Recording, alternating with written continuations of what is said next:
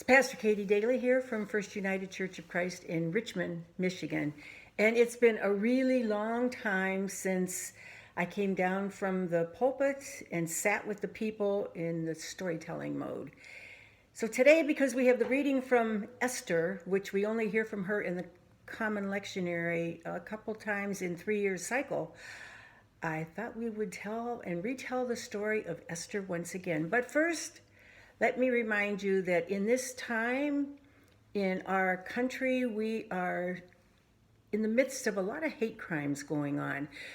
We have people who just hate people because they happen to be something that they don't like, and it's not even hate that's justified, it's just because. We have seen it on the news where people who are of Asian descent, they're just walking down the street and somebody comes up and smacks them around and hits them around or trips them or does something, just a little act of violence to say, hey, we don't like you because you're of Asian descent and you people are the ones who brought this COVID thing into our country. Or you run into somebody who's a Muslim and they had nothing to do with 911. They just happen to have the same kind of faith that they practice. And it doesn't mean that everybody of the same faith is bad. It just means that they are.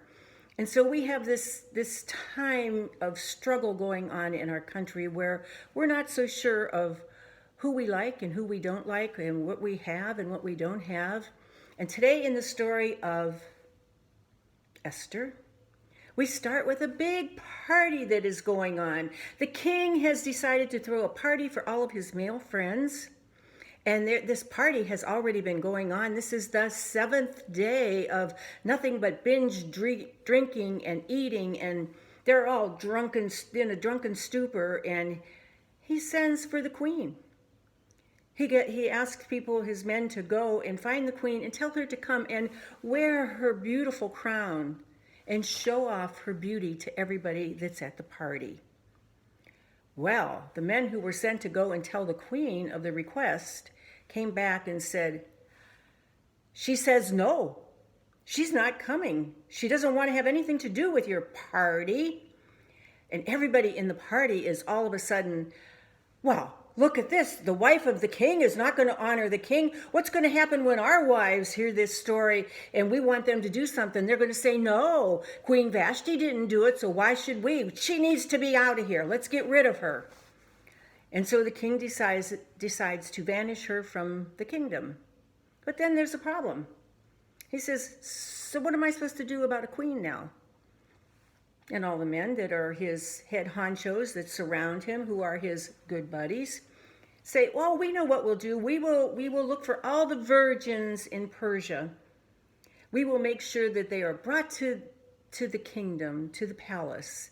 And you could see who they are and discover who they are and discover which one you like best. Maybe we should have a whole year of grooming, a whole year of teaching them about beauty tips, and then you can spend a night with each one of them and you decide who is most favorable to you.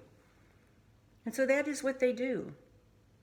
They have they've pulled in all the virgins of Persia, even of the Susa area, brought everybody in, and lo and behold, the one who ends up being the most favorable to the king is one who's right there from Susa, the summer capital of Persia, and her name is Esther. She is to become the new queen.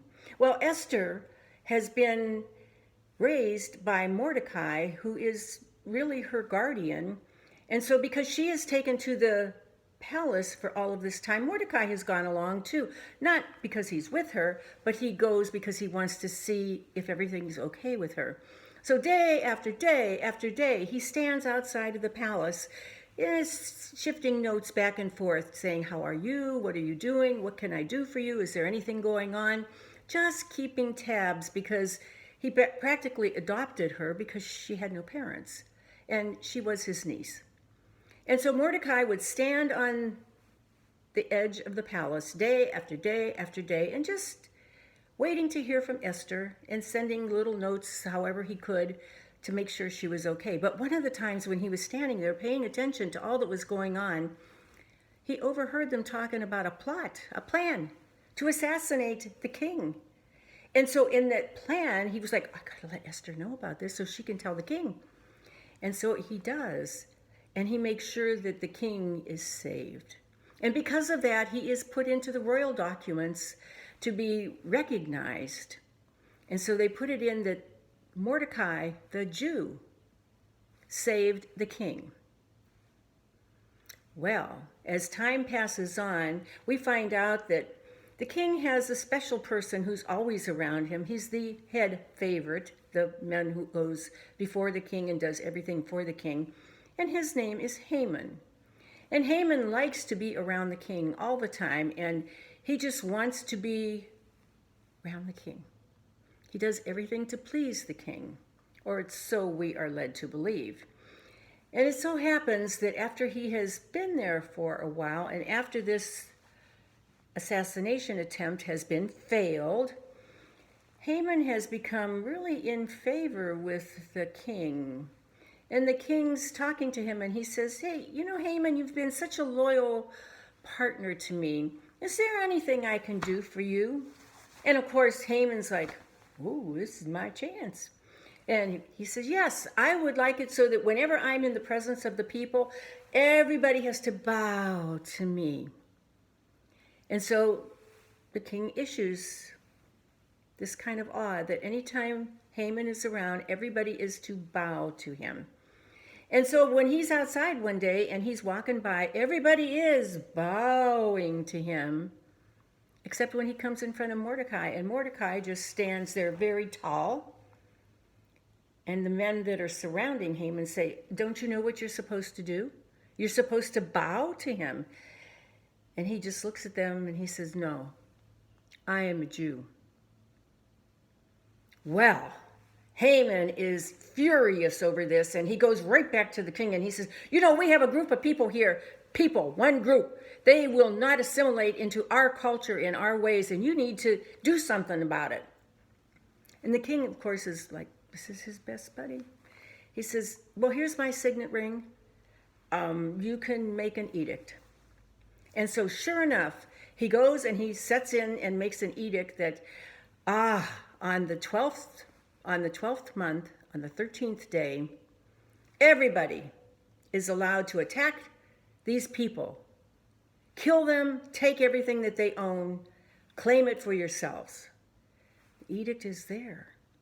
Well, Mordecai hears about this edict and he's like, whew, we can't let this happen. I've got to get word to Esther. She has to do something about this. So he gets word to Esther and he said, you need to be able to go to the king and you need to talk to him. And she says, I can't just go and talk to him. He hasn't called me to his presence for over a month. I'm certainly not in his favor at this time. And if I go before him, not asked for, I could be killed. Well, Mordecai just makes it a point to say, oh yeah, you could be killed. By doing something, you could be killed, and by not doing something, you could be killed. So are you going to make a decision? Maybe this is why you are here, Esther, for such a time as this. Maybe this is why you have been chosen to be the queen at this time. And so she takes on the challenge, and she says, okay, get all the people together, ask them to fast and pray for 3 days. Fast and pray for 3 days. And they do. And then on the third day, she fusses with herself and makes herself look really pretty. And she goes to the throne room. Not asked for, unannounced, walks in. And when she walks in, of course, the king is beside himself that she would dare to do such a thing, to just come in unannounced. But he's curious. So he has his scepter. It's kind of like a cane that he sticks out. It's his sword, though. And he points it toward the floor, which basically is saying, you're forgiven for intruding on my throne room. Now, what do you want? And Esther says, oh, I want to have a banquet, and I want to invite you and Hayman to the banquet tomorrow night. And he's like, this is different, but yes, this is good. Is that all right with you, Hayman? Yeah, this is good. And so they go to the banquet, and while they're at the banquet, the king says to her again, Esther, what is it you want me to do? And she says, oh, I want you to come to another banquet tomorrow night. And so he leaves, Hayman leaves, and that night, the king goes to sleep, and he's very restless, up and down, and finally he goes to whoever is surrounding him at night and says, hey, go get all those royal records that we have and read them to me. Man, if anything's boring, that can read me right to sleep. Maybe that'll work. So as they're reading it, it comes up that there's this Mordecai, the Jew, who was responsible for the life of the king being saved. And the king says, so what did we do for him? And he looks down the scroll and he says, looks like we didn't do anything but put him in the book, in the royal records. And he said, oh, I can't even believe that. So he's talking to Hayman then, and he says, finally in the morning, he's talking to him because they're getting ready to go to the second banquet, you know. And he says, we didn't do anything for that Jew that saved my life. And I don't know, what do we do for people who do something really, how do we really honor people who do something really good? And Haman's like, he's going to honor me. He says, well, I think we give them a royal palace, a royal parade, a royal crown, a royal everything, and we make a royal pronouncement that this is somebody who is great. And the king looks at him and he says, very good idea. Now go and prepare it for Mordecai. Well, can you imagine? Hayman was beside himself. This is the one who would not bow down before him, and now he's supposed to plan this big thing for him. And he's like, I don't know. So finally, they go to the second dinner banquet. Again, the queen is dressed in her finest. She looks very elegant, and she has made sure that a wonderful banquet has been prepared. And finally, again, after the banquet, the king says to her, now tell me, Esther, what is it that you want? Half of my kingdom, anything, you can have it. And she says to him, I want you to know that there is somebody who wants to harm me and my people. There is somebody who wants to exterminate the Jews. I am a Jew, you know. And he's looking at her, and finally she says, it's Hayman. He wants us to be exterminated. He has all these plans. He's put the edict down that on the 12th month, on the 13th day, that we can all be attacked and killed and everybody can take anything they want from us. Wow, the king stands up, walks out the room, because he's like, what am I supposed to do now? This is my right-hand man, and this is such a big accusation, and this is my queen. What am I supposed to do? So he walks out, and just at that time, Haman's beside himself, and he's like, I have to get into the good graces of this woman, this person, this Esther. And so he's pleading with her, and he goes over to her couch, and he's leaning upon her to, please, you got to understand, this is what's going on. And as he's doing that, in walks the king again, and the king's looking at him like, you are bothering my wife on my palace, in my house? Be gone with you. You're the one that's going to be killed, not Mordecai. And besides that, you know what? We're going to make sure that you're killed on the gallows that you've built out there for killing of Mordecai.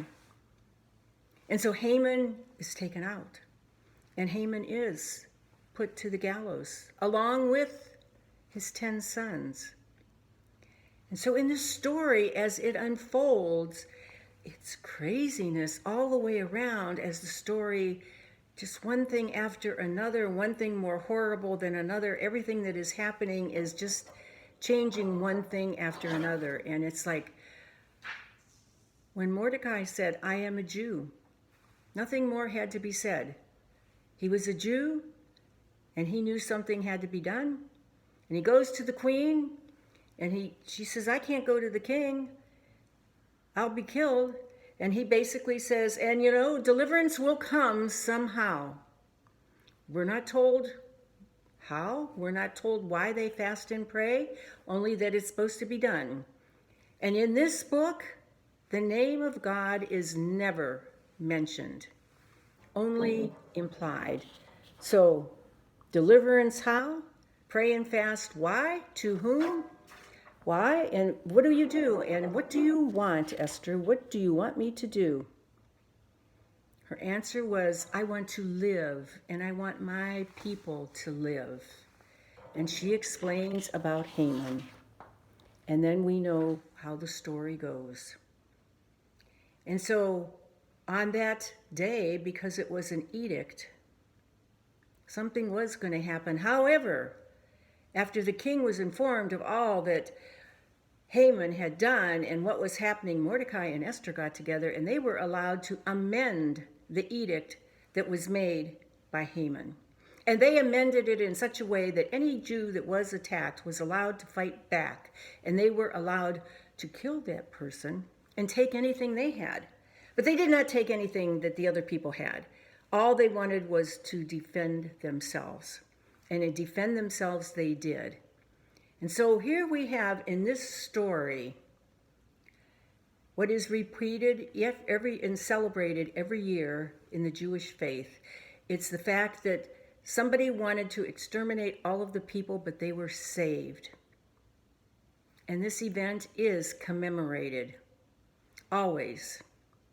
And it's a story that is a comedy in some ways. It's actually horrible in some ways, and there's lots of exaggeration. It's tragedy and triumph, and it's full of surprises, and says, you have to be who you say you are.